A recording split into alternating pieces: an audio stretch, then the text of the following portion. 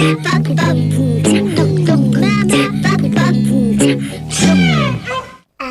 allez, une histoire. Il était une fois. Bonjour à tous, bonjour chers petits amis.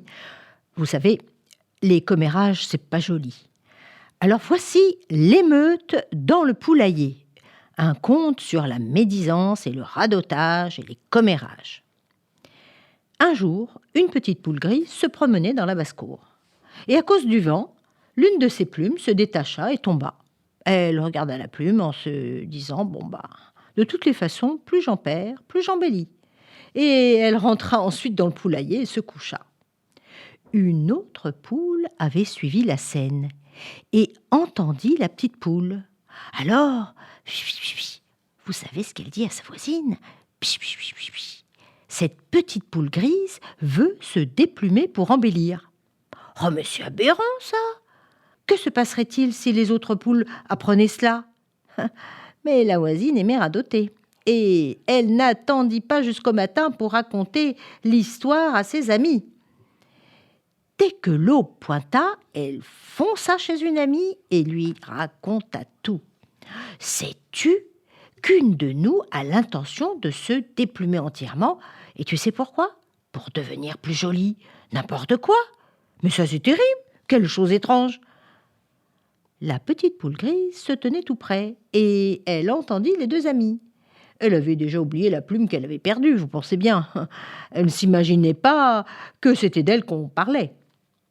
De plus, elle aimait bien radoter, elle aussi, la commère, on la connaissait. C'est ainsi qu'elle courut immédiatement en parler aux autres animaux. Oh là là, étrange situation, vous allez voir. La petite poule grise courait raconter l'histoire à ses amis, sans savoir qu'il s'agissait d'elle. Elle aurait peut-être dû s'enquérir de la vérité au préalable. Elle n'aurait peut-être pas dû radoter du tout. Et voilà ce qu'elle fit. Elle se précipita pour raconter l'histoire aux autres animaux. Alors d'abord, elle alla chez les chèvres. Elle leur demanda « Savez-vous qu'une certaine poule est en train de se déplumer, et ça pour embellir ?»« Non, mais vraiment, c'est pas possible, dit la chèvre. »« Absolument vrai, je sais toute l'histoire. » Et la poule grise fonça ensuite chez les cochons. « Avez-vous entendu? Une certaine poule est en train d'ôter ses plumes, toutes ses plumes. Elle dit que comme ça, elle va devenir belle. Ah, vous pouvez me croire, c'est absolument vrai. » Et puis elle quitta les cochons et alla voir les autres animaux, l'un après l'autre. Et elle mit tous les animaux au courant. Et il y avait une excitation de folie. Chaque animal voulant s'enquérir de la vérité, et tous allaient voir la petite poule grise qui racontait la même histoire. Absolument vrai, je l'ai entendu, directement de mes voisines, vous pouvez me croire, c'est vrai. Alors elle se tournait vers les deux petites poules qu'elle avait entendues la veille. C'est vous qui en parliez hier, est-ce vrai ou non? En vérité, tu devrais le savoir, puisqu'il s'agit de toi. Moi?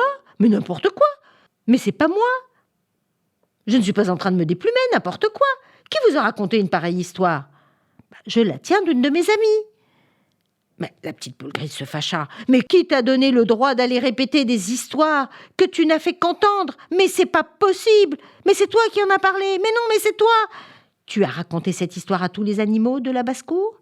Dis-moi que tu n'as pas fait ça. La petite poule grise n'était plus disposée à l'écouter. Elles avaient quelques insultes à s'adresser, l'une et l'autre. Les autres poules avaient également quelques insultes à dire, car en fait, les insultes fusèrent de partout, toute la journée et pendant le reste de la semaine. Oh, et la basse-cour ne connut pas la paix pendant quelques jours. Alors vous voyez, il ne faut pas raconter ce qu'on entend d'une oreille. Et tel est pris qui croyait prendre. Au revoir à tous.